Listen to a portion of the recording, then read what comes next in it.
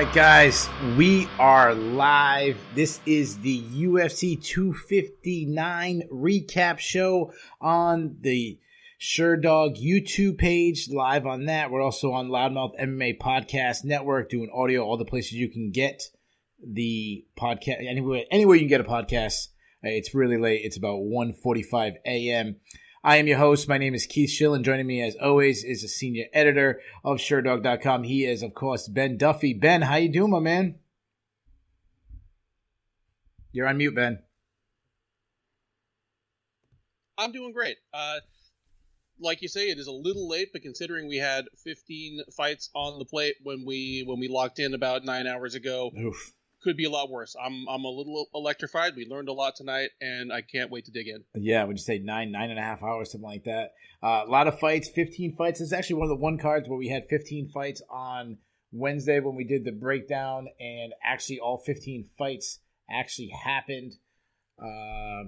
We had 3 title fights. Only one of the champions lost their belt. We'll get into that. But let's get right into it. We'll start right at the top of the card. Israel Adesanya was attempting to do something that only 4 other champions have done before him. There has been people who have tried to get 2 titles simultaneously and have fallen short. I know BJ Penn tried it. I'm sure somebody else has. But it happened again. Israel Adesanya fell short. This was a very close fight. I've seen scorecards all over the place. The judges' scorecards was really wacky. I don't have them right in front of me, but do you have that? By any chance, do you have the scorecards right in front of you? Well, I know that 2 of the judges gave Blachowicz a 10-8 fifth round. Yeah, I don't think I don't know which 2 they were. Uh-huh. Like the judges were Cleary, Camijo, and the guy that does more than either of the other 2, and I can't remember his name right now. But yeah, 2 of those 3 gave Blachowicz a 10-8 fifth round. So there's people watching this live on YouTube. I'm going to ask this question, then I'm going to throw it over to Ben. I saw a bunch of scorecards all over the place. Some people scored it for the champion Blachowicz. A lot of people scored it for Israel Adesanya. Tell me how you scored the card. Put it in the comment section, and me and Ben will get into it. Ours. Scrolling through Twitter, it seemed pretty split. I would say maybe 60-40 in favor of Blachowicz winning. I am in the minority. I actually scored it for Israel Adesanya. I scored it 48-47 for Adesanya. I gave him the first 3 rounds. I believe they were all close, especially the second and third round. I gave Blachowicz the 4th and the 5th round. Before we actually discuss the action, you tell me, how do you score the card? Or the fight, I should say. I will throw out a bit of trivia or information while people are weighing in on that. I'm not saying this means everything. I'm not saying it means anything. But according to the UFC's official stats, Blachowicz outlanded Adesanya in all 5 rounds. Okay.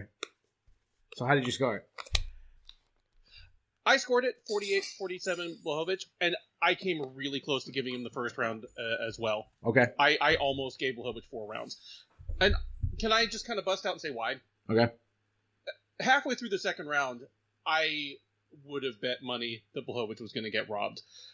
Because he didn't look like he was winning, even though he was winning. And you talked about on the preview how much you love Adesanya's feints, especially his hip feint. Sure. And Blachowicz was biting so hard on those, especially early on. And it doesn't look cool when you're biting on feints. Like, you look like you're getting clowned on. But in between overreacting to Adesanya's feints, he was actually landing at least as much, and I thought was landing as hard. Adesanya's best weapon in the first 2 or 3 rounds were his inside leg kicks, I thought. And he landed some outside ones as well, but his low kicks were his I felt, most effective strikes. But Blachowicz was touching Adesanya with his jab and his straight pretty consistently. He was throwing the same body kicks that he used to murder Dominic Reyes. They didn't have quite the same effect, but he was landing them. Sure. But yeah, it looked like Blachowicz was losing the fight to me just on optics, even though he was actually landing effective offense. That was my thought. Yeah, so I have no issues with anybody who scored any round for Blachowicz. I thought the first 2 rounds were close. I just slightly gave it to Adesanya, but I could easily be convinced that Blachowicz won. What I will say is Blachowicz gave Adesanya the fight he needed to win, especially in those 3 rounds. Like, Adesanya needed an outside kickboxing match, and that's pretty much what he got. Some things that I thought Adesanya did very well was to judge distance. He was able to really avoid the big shots when Blachowicz threw it. He was, I said in the breakdown, I thought he was the master of distance, and he was doing so well to just dodge the punches that were coming at him, just get out of the way. So I think that was good. But I think Adesanya was feinting too much and not actually throwing offense. Like, I felt in the beginning, especially when it was a kickboxing match, like I said, I still gave him those rounds. I just felt like he could have made the gap wider by throwing, because when he was throwing, he was being effective. Especially his like overhand right. He kept going over the top on the attacks, and he was landing it. And he also was like a lot of like one shots, wasn't throwing combinations. And I felt like, I felt there was moments where he really could have put it on Blachowicz and really kind of, hurt him. But unfortunately, for my pick, that didn't happen. Do you agree with me or disagree with me? I agree with you. I think I was surprised, and obviously the UFC booth was surprised as well, that Blachowicz took so long to really start trying in earnest to take Adesanya down. Maybe that was his plan all along, or maybe he really wanted to test himself on the feet against someone in Adesanya that both you and I think is, arguably the greatest striker in MMA history, or at least on the short list. Maybe he just wanted to see if he could hang with him. But yeah, even though I gave Blachowicz the second round and could have given him the first round, I was still surprised that this was the game plan he was pursuing. I expected him to go for the takedown, or at least try to force the clinch early and often, and he really didn't. Yeah. So I think Adesanya's like lack of urgency when it was on the feet, it might be like he seemed to me like he was doing a sparring session. Like he was winning, and he's doing, say you're doing a sparring session with a buddy, and you're doing 12 rounds, 15 rounds, whatever it is, where you're just kind of throwing things out there and touching instead of really saying, hey, I have 25 minutes. These 5 rounds are so important. Each round is 20% of the fight. Put it on it more. And to me, there was the gap in the striking. I felt like Adesanya was winning. I felt like he was landing the better shots. But to me, the fight was right there for him, and he just didn't take it. Now, I'm going to sound like a hypocrite because I still scored it for him. But like I said, and I had a couple friends over, we were watching. I said to them, like, don't be shocked if Adesanya gets this decision. But you have to feel pretty comfortable if you're Blachowicz corner, because you have 2 rounds in the bag. You only need one of the 3 other rounds to win. So way I was scoring is you had to be perfect for Adesanya. You had to sweep all 3 rounds. And a lot of people didn't give him to that. So let's talk about the individual, performances. Let's talk about Blachowicz for a second. Is it time? I mean, it's got to be time that we start giving this guy respect. I mean, besides being the champion, he's now defended his title against a guy that he was the underdog, as we mentioned, over and over and over again. He was the underdog once again. Like, he's got to be the favorite against Glover Teixeira, correct? I don't know if he'll be the betting favorite, but I am not picking against him again. I am an asshole. I am so tired of this. I mean, on the preview, I laid it out. He has been the underdog. He had been the underdog in 8 of his last 10 fights. Now it's 9 of 11, and he has gone 9-2 in those fights. We keep underestimating him. I mean, he was an underdog to Devin Clark. And I mean, that sounds like I'm denigrating Devin Clark, but Devin Clark is not yet a championship level fighter, and Jan Blachowicz obviously is, QED. He was an underdog against Nikita Krylov. He was an underdog against Luke Rockhold, like coming up in weight, debuting in the division, and still dizzy from getting knocked the hell out by Yoel Romero. And he was a greater than 2-1 favorite over Blachowicz. We keep sleeping on this guy, and he keeps proving us wrong. And yeah, good for him. That's as much as I have to say about it. I can't even break down the technical parts of it. I mean, we've already laid that out. Yeah, and we're still looking for people to post their scorecards in there. Tell us how you scored the fight. I know all three of the judges for doing the official play-by-play on Sherdog, they all three gave it to Blachowicz. Ben also gave it for Blachowicz. It was a very close fight. One thing I really liked about Blachowicz getting the win, it was how he won, that it was his wrestling late. And there was a time when Blachowicz was such a terrible wrestler. To me, this really summed up the turnaround of his career. Like, not only did he win, but he won by getting takedowns. Like a thing when I was sitting there in Buffalo, New York, and he was losing and getting taken down over and over again, to see him win a UFC title matchup in the 5th round by using wrestling, it just shows how much growth this guy has, made over the years, and it's so impressive. Yeah. Kind of lost in the tale that I told of how he keeps getting underestimated is that he has made big strides forward. When he came over from KSW, and he is still arguably the most accomplished KSW fighter to come over to the UFC. I mean, they were still in a tournament-based format at the time, but he had mopped up those tournaments. And he was kind of a super prospect, even though he was 30 or something at the time. And he had a rough early going in the UFC, and that's why we slept on him. But I've just been really slow to change my mind and kind of realize how good he is. Yeah. Other thing that I thought when I watched Israel Adesanya is I felt like he gave too much respect for the power. That he was a little hesitant to really step in and unload on his shots because, he knows the power that Blachowicz has. I mean, I think it was his last 2 fights prior to this. Remember he knocked out Corey Anderson. He knocked out Dominic Reyes. So I understand why you'd be hesitant, especially giving up 20, 25, maybe 30 pounds come fight night. So I understand that hesitation there. But if that's the case, if you're not going to step in the pocket, to me, he had to just be outputting more teep kicks, more leg kicks, more spinning attacks, more jabs, more lateral movement. And I felt like to kind of stand right in front of him, and I felt like you really kept Blachowicz in the fight. And that's what Blachowicz needed to. Like, he kind of had 2 avenues. One avenue, well, 3 avenues, but the 2 most obvious is one is landing the big shot, which obviously we know has. The other thing is to keep it close and get some takedowns. And that's exactly what happened. So we got a lot. Usually we spend a lot more time on the main event. We'll spend a little bit more time, but we'll try to make it a little quicker than we normally do. But let me ask you this question. How much of a factor was the size difference? Was it a big factor, especially in the 4th and 5th round, or was it simply that is a area of Israel Adesanya's game that we haven't seen enough, and it's a little bit of a blueprint going forward that if you can take him down and hold him down, you're going to win?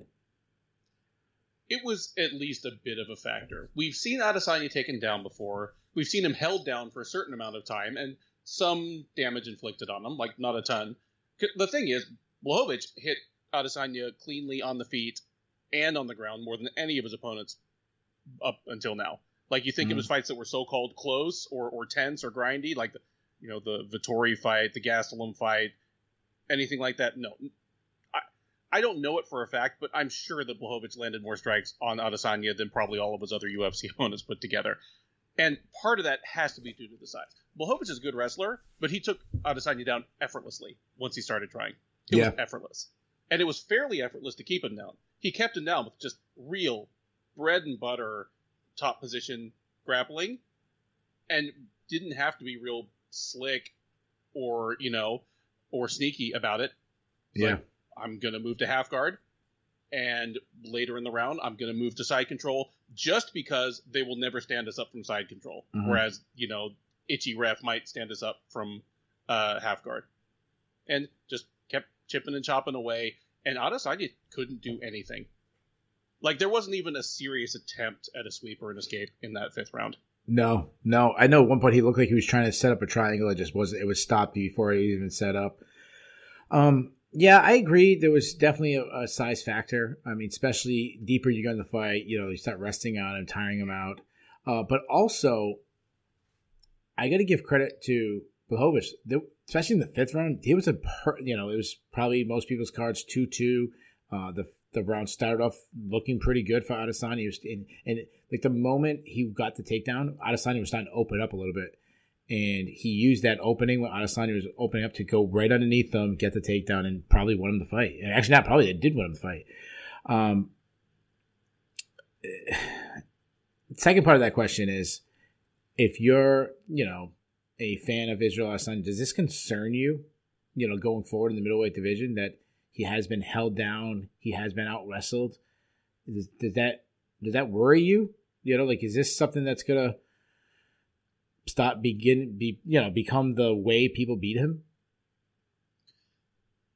People have tried, and it's not as easy as Blachowicz made it look, and that's why I think size is part of this.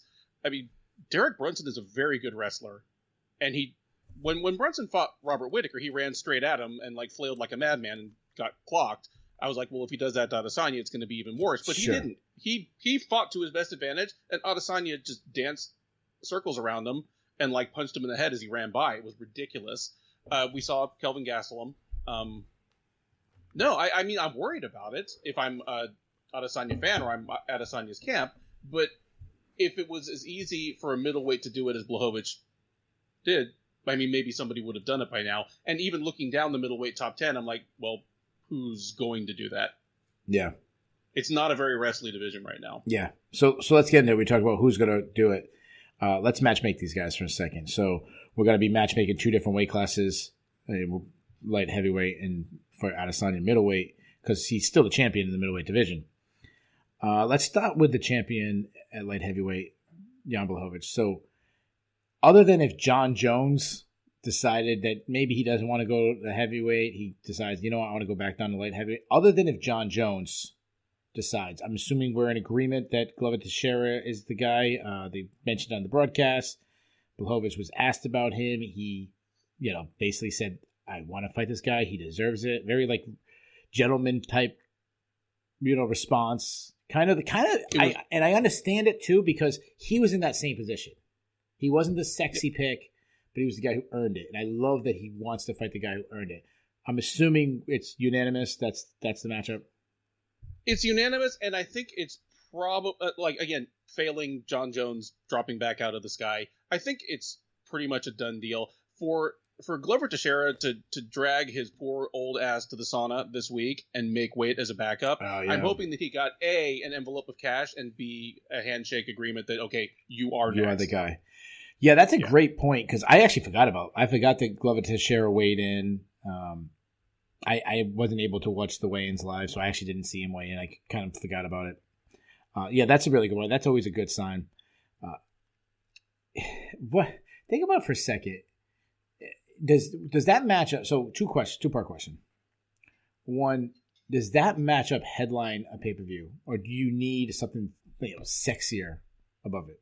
Or did Blachowicz do enough to make himself sexy by beating, the sexy, hyped up guy in Adesanya? I think you want something sexier to headline over it, but in the era we currently find ourselves, it probably will end up headlining one either by design or by being the co-main event and getting promoted to the main when something happens. I actually wouldn't mind it underneath the John Jones fight. If, John Jones, the heavyweight title is coming down in, 3 weeks from today, or give or take, I think it's 3 weeks. And then you figure the turnaround for that, sometimes summertime, I wouldn't mind it being a co-main event on a John Jones card, because then you have the light heavyweight, you could still do a call out, hey, John, we're still at light heavyweight, whatever. That's what I would do. Especially if John loses. Especially if John loses. Yeah, that's a great point. Second part, would this be the two nicest guys in MMA fighting each other? I hesitate to just jump right out and say that, because I'm sure there have been some that I've forgotten, but it would be up there. Yeah. They're just two of the most genial guys. And we're not talking about kind of this weird forced, forced smile type thing. Just two super, super nice dudes. And yeah, we're not fans of fighters here. It doesn't matter inside the cage, but certainly if we get a few more people that are pleasant to deal with outside the cage, I don't hate that. So, yeah. Yeah. So Glover Teixeira, he's Brazilian, but he lives in Connecticut. I live in Rhode Island. We're very close to each other. I see him at all the local fights. He's just the nicest guy. Like anybody can go up to him, talk to him. You see it all the time. He's just a great stand-up guy. So what Keith is saying is he's going to pick against him, but he's going to feel bad about it. Yeah, of course. If you ever listen to the Breakdown show, I always pick against New Englanders. So yeah, I had friends over and stuff, and I was saying, like, I'm picking Adesanya, but like, you got to feel good to see Blachowicz win because like how nice and how just seems like a great dude. You'd feel the same way with Glover Teixeira. So it's one of those matchups I'd be happy regardless, especially if Glover wins because he's been there, he's been doing it so long. Blachowicz has had his moment. Be nice, Teixeira when he's been given up on so many times to actually win the title. Let's do the heart of matchmaker now. Now it's Israel Adesanya. The hardest thing is there's kind of two things. He's wiped out the division. Number two is no one's really kind of got on this week-long winning streak. So I'll throw it out to you. If you're matchmaking Israel Adesanya's next title shot at middleweight, who are you doing? Okay, so I'm not going to say winner of because it depends on who wins. Sure. Kevin Holland and Derek Brunson are fighting. If Kevin Holland wins, he's in. Okay. Marvin Vettori and Darren Till are fighting. If Holland doesn't win, whoever wins out of those two. Yeah. So I'm going to do winner of, and mine would be the winner of Vettori Till. Especially if Till wins, because Till's also very marketable. They're both like that, this quirky type of like jokes to them. I think that'd be kind of fun, like little press conference between the two of them. They'd probably like meme each other's face and stuff and have a little fun with it. Yeah, if I was actually doing it, so it might be Till, then Holland, and then Vettori, because he has faced Vettori. So we've already seen that. Exactly. But Vettori, he looks sensational. If he gets he just beat Jack Hermanson. If he gets a win over Till, I mean, that's like two really, really good wins. So, but then, Kevin Holland would have a good win over Derek Brunson. But, what could happen is Vettori and Brunson could both win, and he's already faced both of them. Say Whitaker Whitaker or Costa, either one of them win. You'd have like the three leading candidates, all guys he's already beaten. So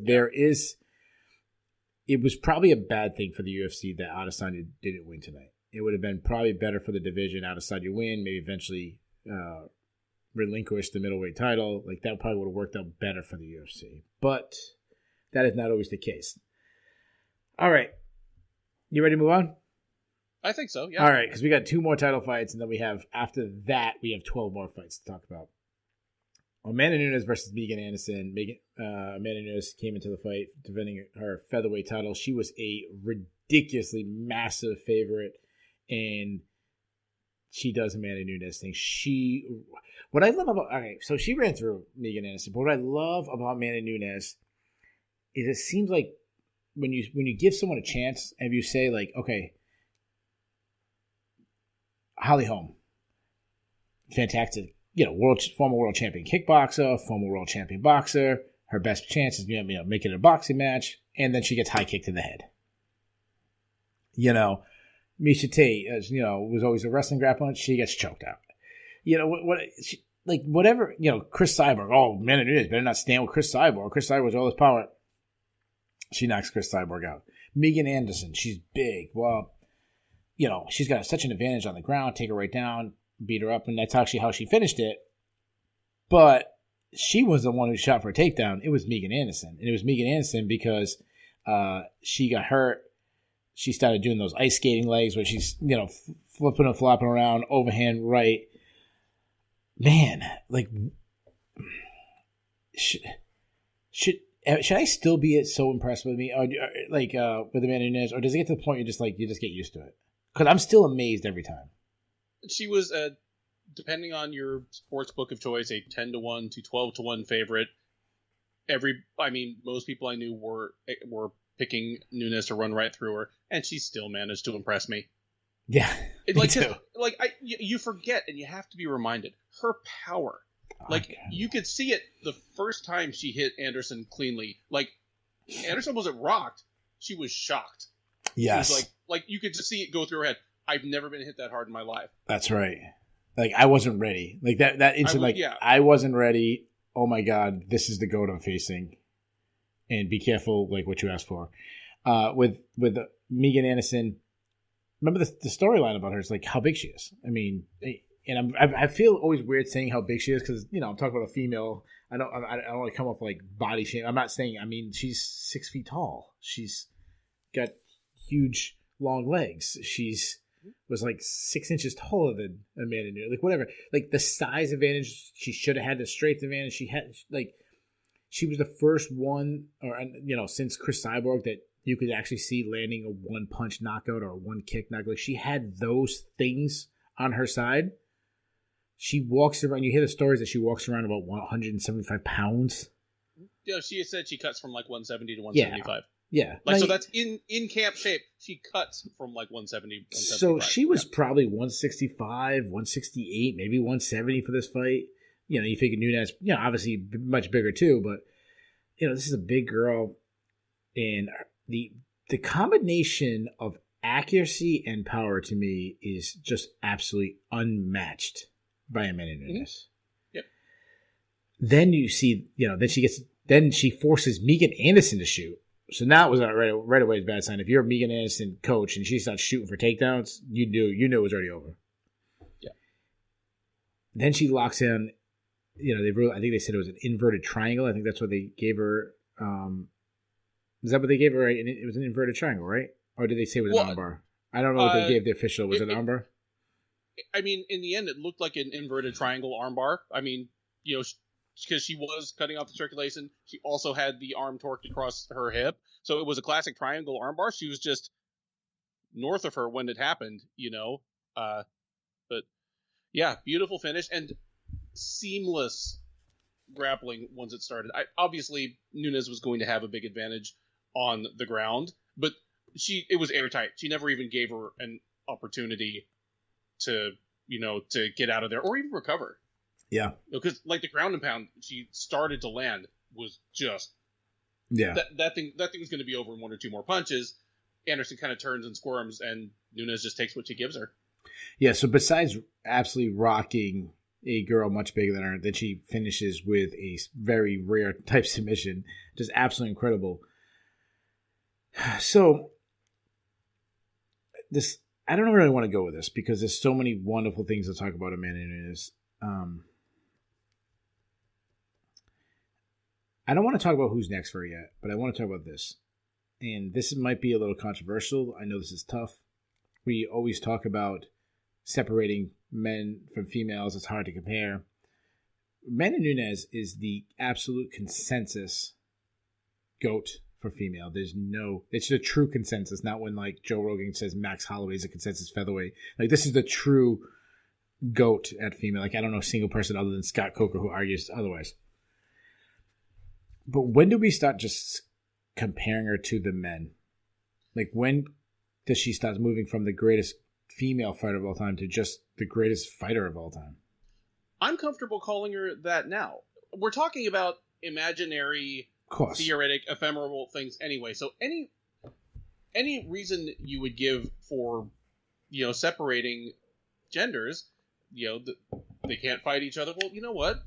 Fedor and Demetrius Johnson could never fight each other either, and we put them on the same list. Yeah, of course. She's probably the most dominant fighter we've ever seen, and yeah, I'm comfortable calling her at this point like the greatest, most dominant, most accomplished mixed martial artist we've ever seen. Or I'm comfortable just rating her right alongside the rest of everybody's kind of top five that we always throw out there. Yeah, I agree. So I think about it, if I'm etching the Mount Rushmore of greatest, not the faces, because if you're doing the faces, then obviously Conor McGregor, you got to be, I'm just saying the greatest fighters. I'm picking basically the top four fighters. Well, John Jones and George St. Pierre are taking two of those spots. And then it starts getting, who do I put in? And to me now, you kind of have to put Amanda Nunes in there. And then, figure out I'm not going to get into the debate, but figure out the fourth spot later. But to me, she has to be, right? I agree. Like, I'm one of the people, and you and I are both members of SureDog's official rankings panel, but I'm one of the ones who would be fine if our if we just had a single pound for pound list, and that was maybe 15 fighters long instead of 10. Yeah. So this is how I feel about. So this is how I feel about that. If there's a pound for pound list, and why I want to separate, because then we suddenly start ranking her way too low. Because to me, if you're combining men and women, and the way pound for pound is so subjective, how people look at it. I don't look at it as who would win if they're all the same weight. I don't do it that way because Demetrius Johnson, if he was heavyweight, he'd have longer arms. If he, it's kind of like it's too much. So I always kind of like, how dominant are they compared to their competition? It's the way I do who's the greatest baseball player ever. That's what I do. Whatever.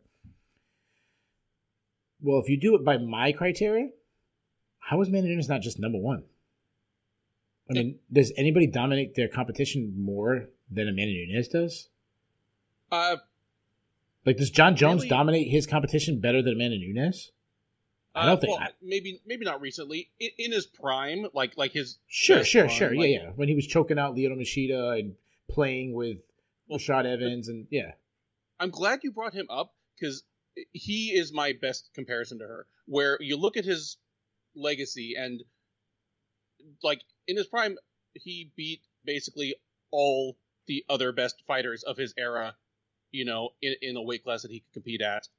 Like he beat I think like the 4 UFC champions before him. He beat Daniel Cormier once officially very badly, beat him badly another time that is not an official win. And yeah, that's the same kind of thing Nunes has done. She's beaten all the other women. There's nothing missing from her. Yeah. There's not Fedor never fought so-and-so.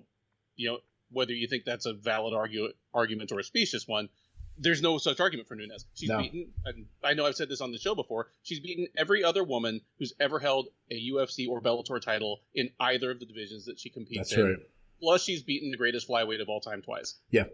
There's nobody. If Nico Montana gets a title shot, then she would wipe out the flyweight division champions too. She'd have 3 weight classes. Mm-hmm.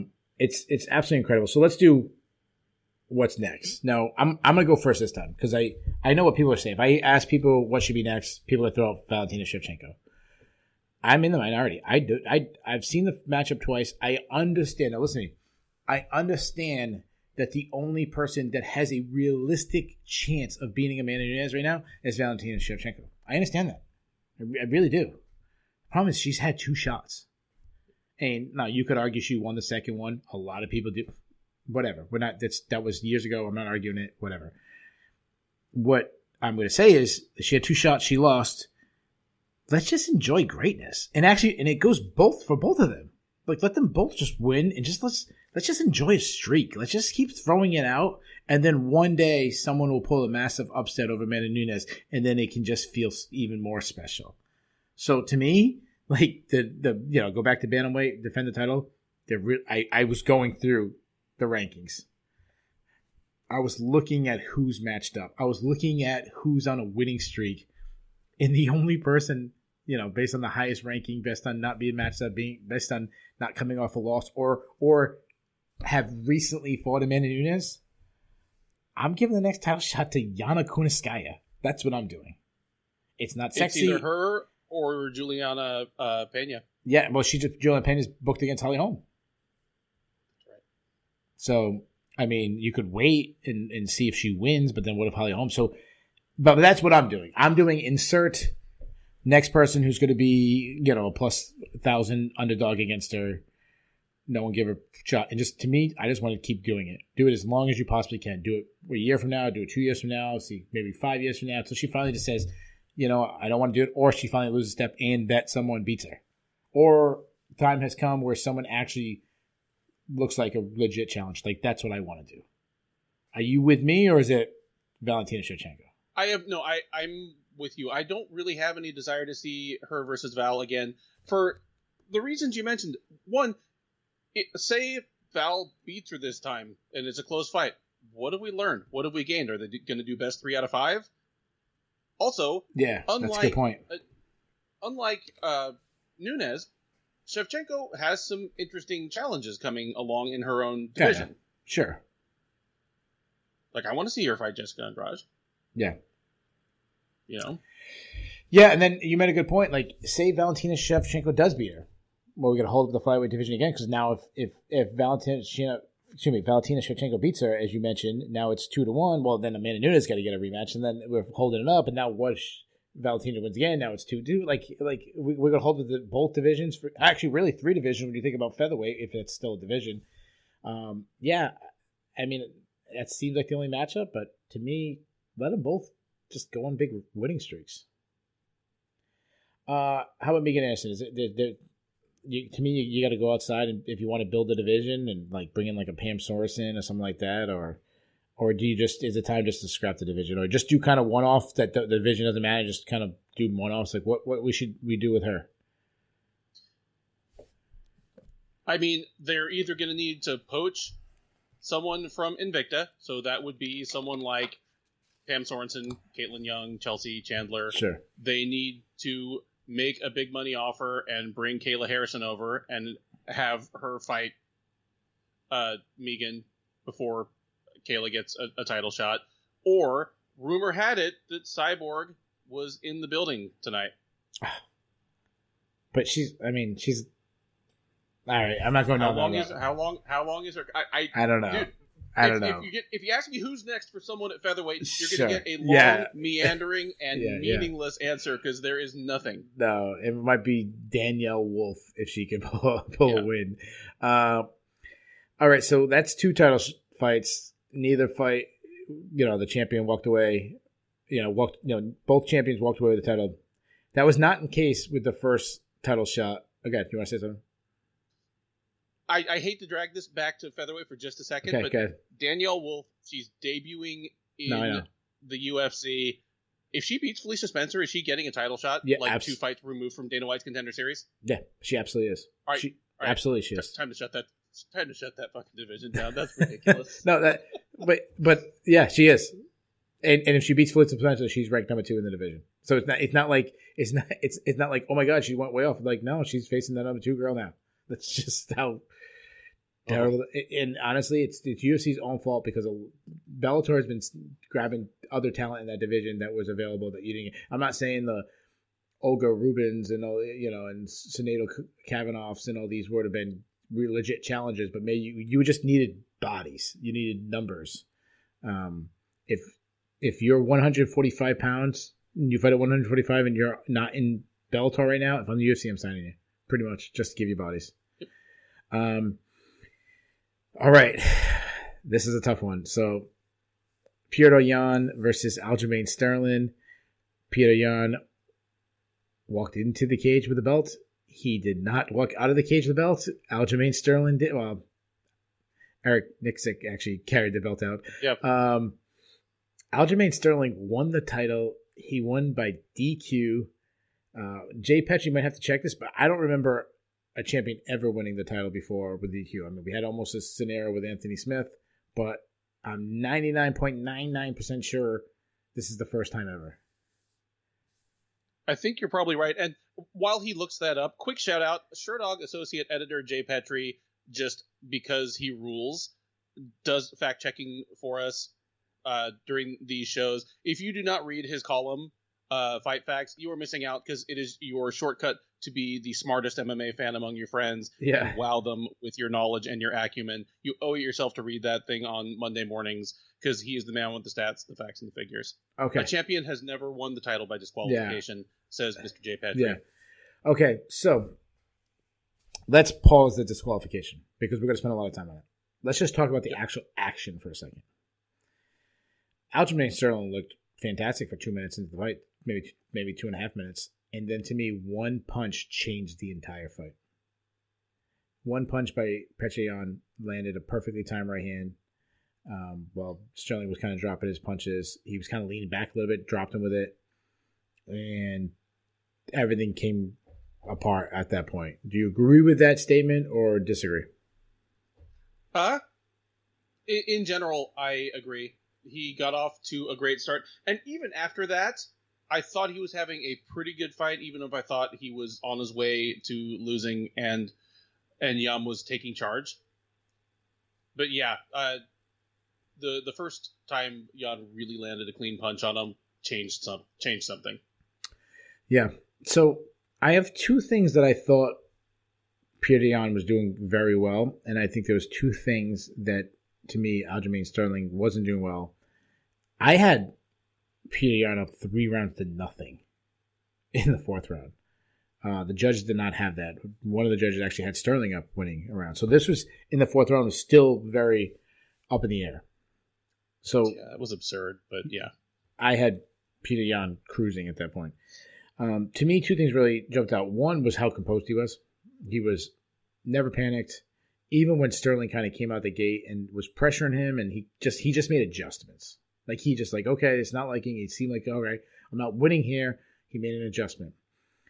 The other thing I really liked was that he added in some of his own takedowns. And not necessarily he was trying to get on top, just to kind of mess up the rhythm, mess up some of the things Sterling was doing. So I like that. Some of the two bad things that jumped out to me about Sterling. One, and I would have, if I was in his corner, I would have told him, like, slow down. You're doing well in the stand-up. Like, it's competitive. You're having a lot of moments. You're landing a lot of shots, especially some good kicks to the body, good kicks to the legs. Stand up with him a little more. Have more confidence in your stand-up because you're doing okay. And the other thing I would have told him is, like, not only to stand up with him, like, stop doing stuff that isn't working. Like, he was shooting just to tire himself out. He was basically, I would have understood that the wrestling's not there. Now, could he throw in a takedown with perfectly timed takedown late in the round? Sure. But he was going by that, I'm going to shoot 30 times. I only need to get it once kind of thing.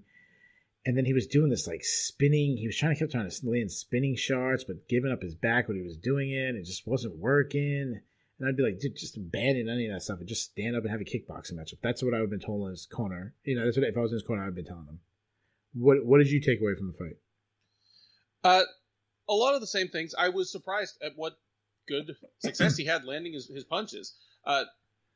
Sterling was already a good kicker when he arrived in the UFC. His boxing has really come along, but I think I said on the preview, it's not going to matter because Jan's the best boxer in the division. Like, that's not where Sterling's going to make any headway.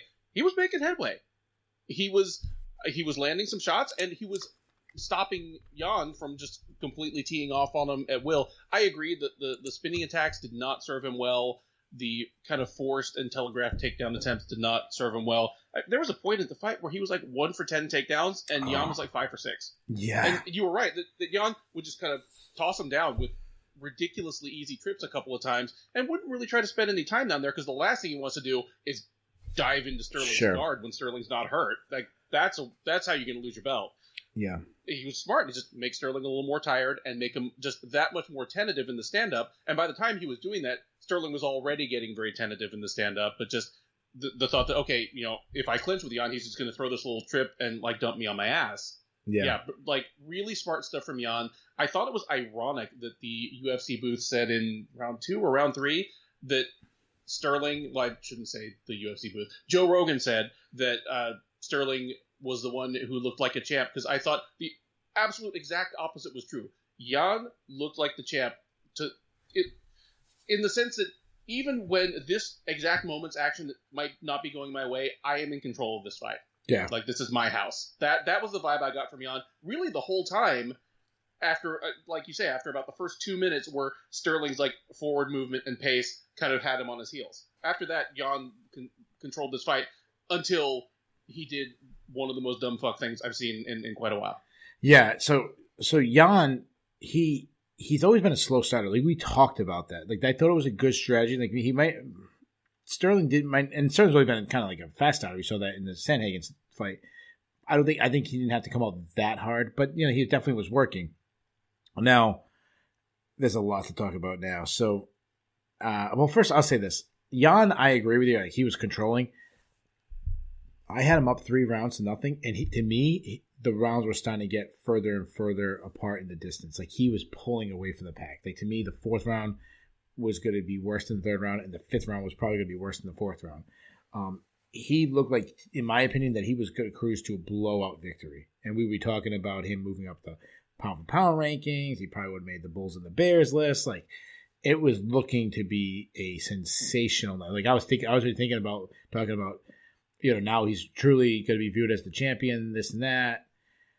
Now let me ask you this. Okay, let's just get right into it. Let's talk about the DQ. Was it the right call? Should it have been a disqualification, or should the referee ruled it a no contest? Disqualification. Okay, so we're in agreement. I totally agree. Mm-hmm. You have to know the rules. It's just simply you have to know the rules. Mark Smith was telling him he was down. In fairness to Petr Yan, he doesn't speak English that well. I don't know if he speaks it at all, to be honest. He uses a translator. Habib Nurmagomedov was cage-side. He supposedly overheard Petr Yan ask his team, like, do I hit him here? Like, basically asking him if he's up or down. And supposedly his team said, yes, hit him. Maybe it was a miscommunication between them saying where they were telling hit him or what. To me, it's one of those you have to 100% know before you throw it. Check, double check, triple check. Can't do it. Yeah, I mean, it's unfortunate. Obviously, nobody wanted to see the fight end this way. Least of all Sterling. I mean, Sterling, I don't think that was an act at all. I think he was completely upset. I think he would rather have lost than won that way. Yeah.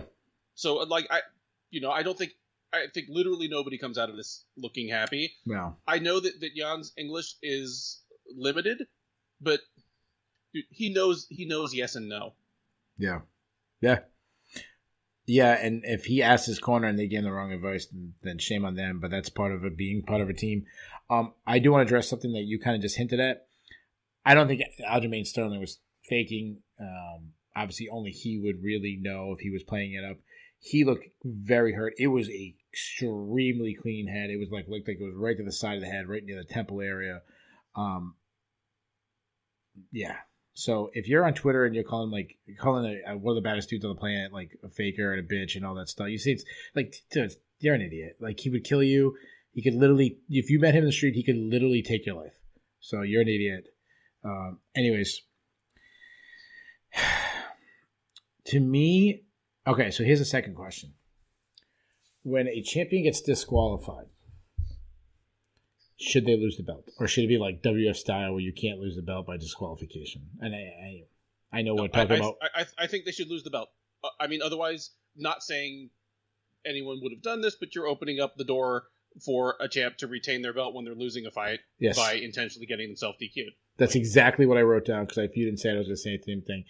It's there. It's a slippery slope. Suddenly I'm losing. Oh no! Let me do something illegal to at least keep my belt. Hey. I am on record as saying that that's how Greg Hardy lost his first loss in the UFC. Like, he did a blatantly illegal knee to a down foe, and I think it's because he was gassing out and he knew he was going to lose otherwise. I don't know. I'm not his head, but if you, yeah.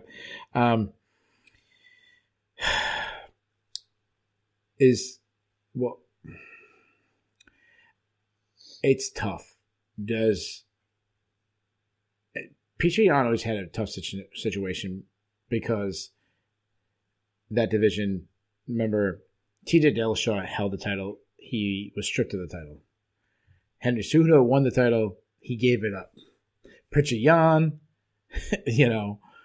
is the champion, and he gets disqualified. Like, I feel bad for Aljamain Sterling. He's going to be in the record books forever. His name will always be under as UFC champion forever. No matter what, he's going to be called, UFC champion, a former UFC champion. I just feel so bad for him. I know it's like, I never felt like I feel bad for a champion, but like, he's not going to get respect. And there'll be some people will be hating on him for no reason, no fault of his own. Well, it's a little like what I was saying about Jan Blachowicz heading into this weekend. The narrative will all hinge on what happens next. They're certainly going to rematch next. There's literally nothing else to do. Absolutely. If Sterling wins, well, then all is fine and well. You're going to have a trilogy, but all is fine and well. He proves that he did at least deserve to have that title at some point. If he loses, and especially if he loses as bad or worse as he was losing tonight, then yeah, it's cruel, it's unfair, but yeah, the narrative's going to be there that he was never a real champ. Yeah. And that sucks. Yeah, totally. And yeah, that'll be like a little asterisk. Yeah, I just feel really bad for him. I agree. Automatic rematch. I think about yeah, Corey Sandhagen and I guess TJ Dillashaw. That talks about them fighting each other and then one contender match. They're gonna have to wait a little bit longer. Yeah, I mean, there's nothing else to say. It was the right call. It reminded me. So I feel like Sterling. I always saw people hating on Sterling because people are idiots on Twitter. I feel for Sterling like the way I felt for. Do you remember when the Canadian figure skating team, the couple, they had like the best figure skating thing, and the judges cheated and they didn't give them the right scores. Do you remember that in the Olympics? Like, it might have been. I don't, but okay. I know I don't follow figure skating quite as closely as you. Yeah, you're not as deep into the figure skating realm as I am. But anyways, long story short, like every time they talked about the thing, I felt bad for the ones who got the gold medal, which was, I believe it was Russian. See, now I'm going to have to dumb down my knowledge so I don't get made fun of. But I believe it was a Russian team. Like, I remember thinking, like, I feel bad for them because this is not their fault. It's not their fault that other judges cheated. And I feel the same way with Sterling. It's not his fault Petrion made a mistake. And can I throw something out there? Like, obviously the ramifications are not his fault, but even the ruling in the moment is not his fault. I love that Justin Gaethje, of all people, like tweeted this like within 5 minutes of when the foul happened. This shouldn't be up to the fighter at all. Like, it doesn't matter. It doesn't matter if Sterling could have gotten back up. This isn't an eye poke or a nut shot. No. Like, if you don't get 5 minutes to recover from a concussion. Like, that's a fight. That's a technique that would have been legal in a different location. And honestly, if that were legal, that fight was over. Like, Jan was going to jump on and punch him 3 times, and that shit was over. Yeah. So it doesn't matter that if Sterling could have stood up after 2 minutes. Like, you don't get 2 minutes to recover from an illegal knee to the head. Like, it's not a shot to the cup. Yeah, and concussion's a serious thing. We talk about, like, it's not getting 5 minutes recovery. It takes weeks, days, weeks, months. Some people never recover. I mean, there's been sport athletes whose career had been ruined because of concussions. And I like that MMA tends to be quicker to stop a fight for a concussion. Like, I think the standing 8 count has killed more people, like in boxing, than anything. What's the guy there? I can't think of his name. The Team Alpha Male guy who got a concussion. Ultimate Fighter winner. He won the Ultimate Fighter. He never fought again. He had a concussion. They had supposedly TJ Dillashaw. He blames TJ Dillashaw for it. Yeah, I'm just totally spacing. Yeah, it's 2:30 in the morning. I can't think of his name. If people know, a little blonde hair guy, if you guys know what I'm talking about, like, that's why concussions are serious. Like, Sterling might never recover from this. Yeah. So, yeah, it's just a tough situation. But he's a champion, so at least enjoy it. You know, you got the belt. Chris Holdsworth, yes, good. I'm sure someone either gave that to us, but we'll take credit for it anyways. Jay Petrie. I owe him another beer. Yeah. Yeah, much nicer. I was stole the credit for it. Before that, Islam Makhachev just continues to roll against Drew Dober. We both felt like this was a bad stylistic matchup, and I don't know what I was more impressed with or I enjoyed more, like the performance by Islam Makhachev or like DC breaking down what he was doing on the screen. Like, that was just fantastic, showing his foot placement, his controlling the upper and lower body.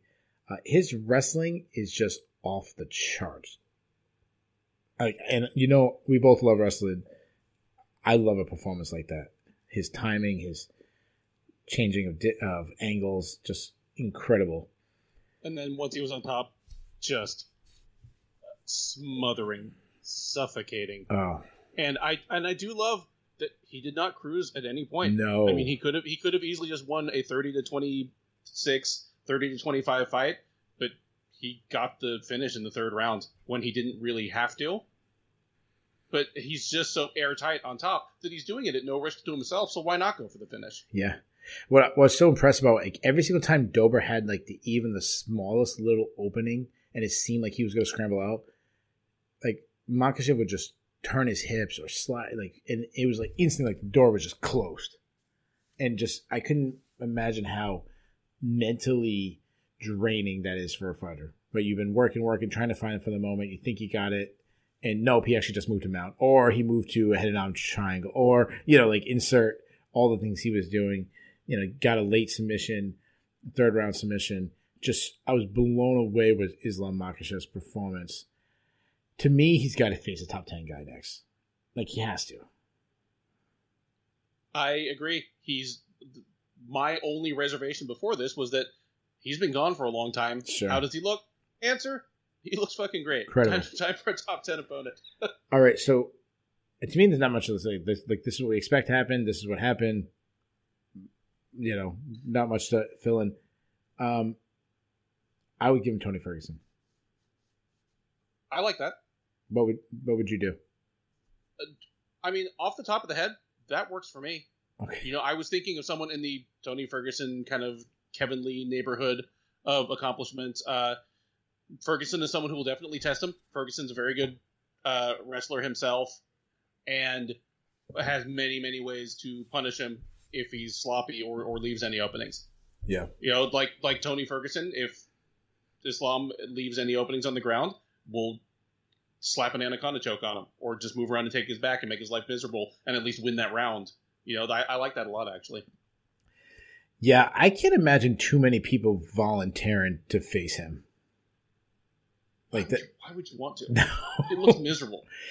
You know what would be a fun matchup? Not that I'm saying this is the match. He's already booked, and this is not the matchup I would make. I think Makhachev deserves a better matchup. But I would like to see him and Gregor Gillespie go at it.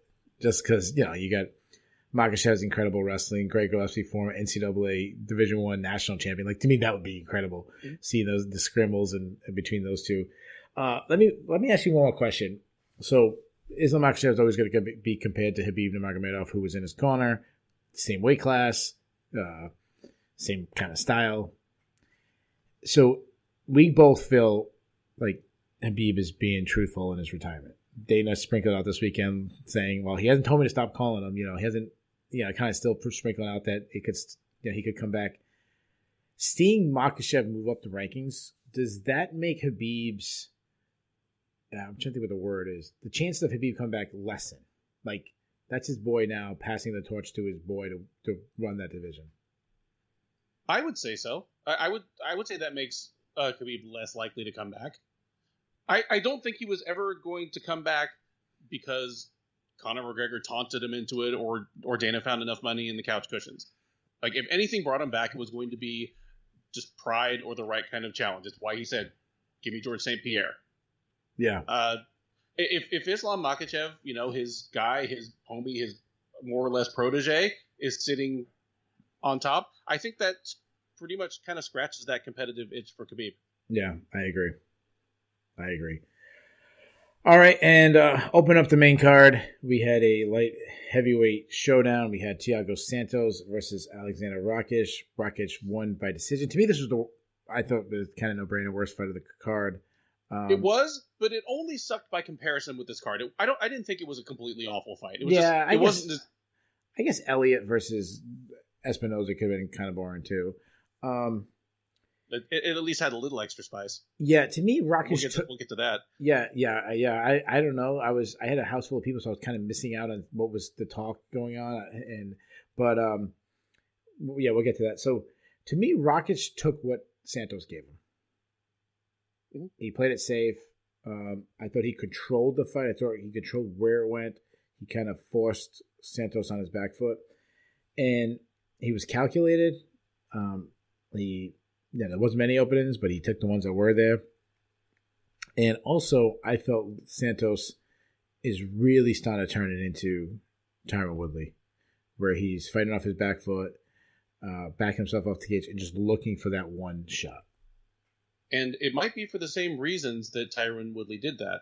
He's, like, Santos is now 37. He's had a major injury. I think it's time to ask whether Thiago Santos is on the downslide physically. Yeah, well, we'll definitely get to that because someone might be on somebody's Bulls or Bears list.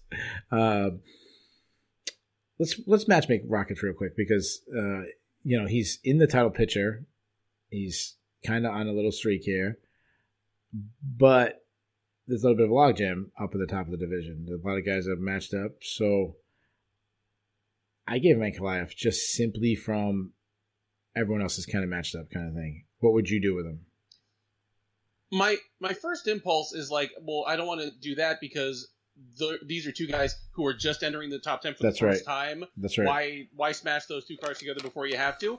But it's early enough, just in terms of both their age and their kind of career trajectory, that a loss isn't a complete killer for either of them. Yeah, I understand. You take some of these guys, whether because of age, like Glover Teixeira's next loss is probably his last great hurrah. Dominic Reyes has not looked great recently. His next loss is like a big setback for him. I would say the same for Volkan Oezdemir. For Rakic and Ankalaev, they're both still on the way up. I mean, if they fight, whoever loses, they might meet again in the future anyway. So yeah, I agree. All right, so that's the main card. Let's move on to the prelims. We have to try to speed this up a little bit. There's 10 more fights to do. Dominic Cruz went against Casey Kenny, a really good fight, really good back and forth battle, very, very close. This was technically the closest fight. We had a split decision. Can I just rant for a second? Please, rant away. So, Bruce Buffer is, he's very talented. He's good at what he does. But one thing I hate is when they kill the suspense of a scorecard. When it's 29-28, 29-28, 29-28 for one fighter, 29-28 for the other fighter, and then the third score they score is the 30-27, which we're like, oh, all right, so Cruz probably won it. Like, do 30-27 Cruz, 29-28 Kenny, and then build the suspense 29-28, and they're like, oh, who could it be for? Then fill it in. Like, he does it all the time. He kills the suspense. Like, come on, man. Like, you don't have the hardest job in the world. Like, you do very little. Like, come on. Like, at least do that right. Yeah. And he said Derek Cleary's name hundreds of times, and he still can't get it right. Yeah, but hey, he's Bruce Buffer, and I'm not. Well, I can't trash on people's, pronouncing names right because I do terrible sometimes. Back to the actual action. This is a wicked good fight. This is one of my favorite fights. Both guys I thought looked really good. I was kind of writing the obituary for Dominic Cruz, and maybe I need to stop. I think he looked really good. I thought his movement was as good as it's been in a long time. His ability to land, backing up, land angles. But ultimately, what I was so impressed with is just how smart he is. I mean, he's always been the calculated thinker, but besides like the, technique of what I do, but the knowing the situation. It was the third round. Pretty much everyone had it. I shouldn't say pretty much everyone, but a lot of people had it one round each. The third round was, back and forth, maybe even leaning a little towards Kenny. And the perfectly timed takedown with maybe 40 seconds left or something won him the fight. To me, it was so smart. Why Kenny wasn't looking for a takedown is surprising. Like, that's something that if I was a fighter, I'd be trying to do in a close fight. Dominic Cruz looked great. Even though, and I thought Casey Kenny had really good performance, and I don't think this is pushing him too far down. Like, to me, it actually might increase his value because some people were kind of like, oh, Casey Kenny, should he be fighting Dominic Cruz? And he had moments. He had a lot of moments. So, really good performance. Both guys. To me, Dominic Cruz isn't washed up. To me, Casey Kenny's the guy that I've been big on. I'm still big on. What are your thoughts? A lot of times when we see a result like this that is not what we expected, because you and I both picked Kenny ahead of this fight, and when we have a result like that, often we're asking, okay, is this more about Cruz being better than we thought he was, or Kenny being worse? I'm still on board with Casey Kenny being a future top 10 fighter. In fact, if he'd beaten Cruz convincingly tonight, he might have been creeping up on the top 10 now. Yeah. I'm still sold on Casey Kenny. Just Dominic Cruz looked fantastic. You're right in that his movement, I'm not going to say his movement is like as good as it was in 2012 or something like that, but it's better than it looked in his last two fights. And you're right. He's one of the smartest fighters ever. It's hard to think of a time when Dominic Cruz lost a fight because he made a mistake or came in with a bad game plan I mean, the closest I would say to that is the Garbrandt fight, where he just wasn't able to adjust.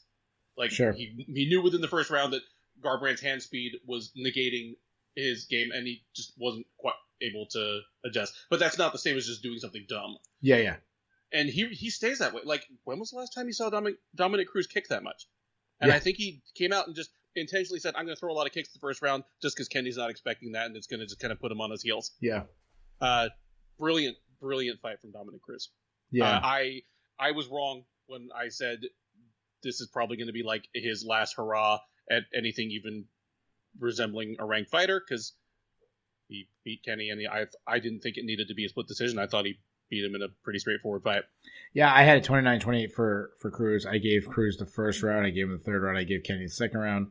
I thought first and second round were pretty close, but yeah, no, I obviously the third round was definitely down to Cruz, but I felt pretty confident in the first round for Cruz. But really good performance. Let's matchmake Dominic Cruz, because the division is super jammed now. It didn't get even, it didn't get less jammed by having an automatic rematch at bantamweight. If anything, it became even more log jam. I would do Frankie Edgar. I feel I like that. Just two legends. They've never been in the same weight class. First time they're in the same weight class. Just whatever. Just have a fun fight between two legends. A legacy fight. That's what I would do. What would you do? Either that, or I'd even say Jose Aldo. Like, Cruz showed enough life for me that, I mean, he just beat a borderline ranked fighter.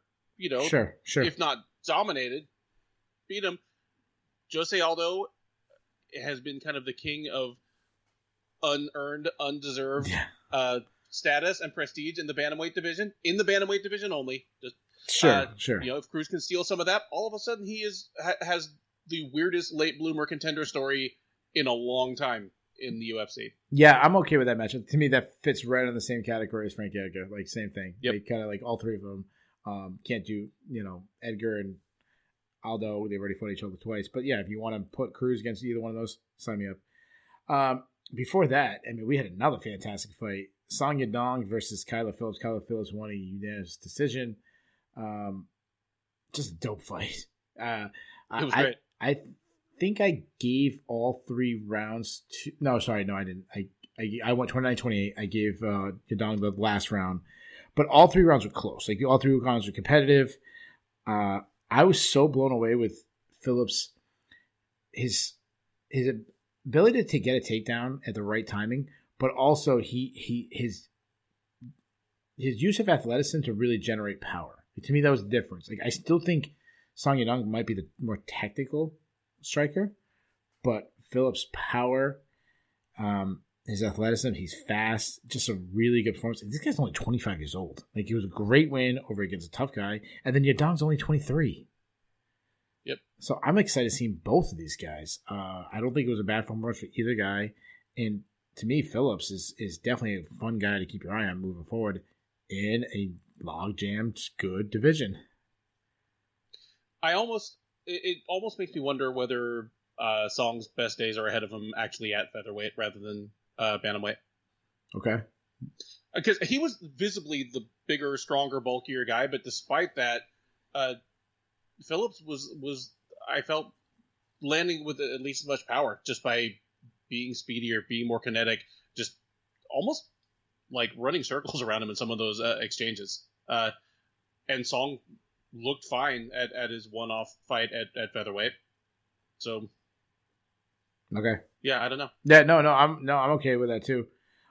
Before that, Askar Ashraf gave Joseph Benavidez a beating. To me, this was like the sad moment. I did not do good at my picks. I picked this one wrong. I picked a lot of fights wrong. I didn't count my picks, but I think I had a losing night. Like, I think I had more losses than wins. Just not a good night. As far as picks go, this was sad to me because the era that I thought Joseph Benavidez could still beat Askar Askarov was the stand-up, and he had no match there. And the gap in the ground was much. I thought Benavidez could make a lot more scrambles than he could, and he was unable to.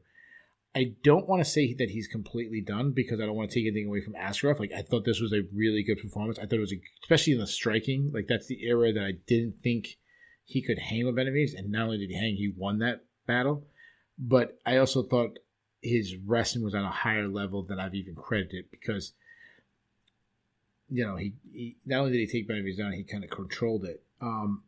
Where do you stand? Do you think this says more about Benavidez as the fighter? And I want you to pick one because I know the answer is like a little bit of both. But was this more a good performance from Askarov, or was it more a bad performance from Joseph Benavidez?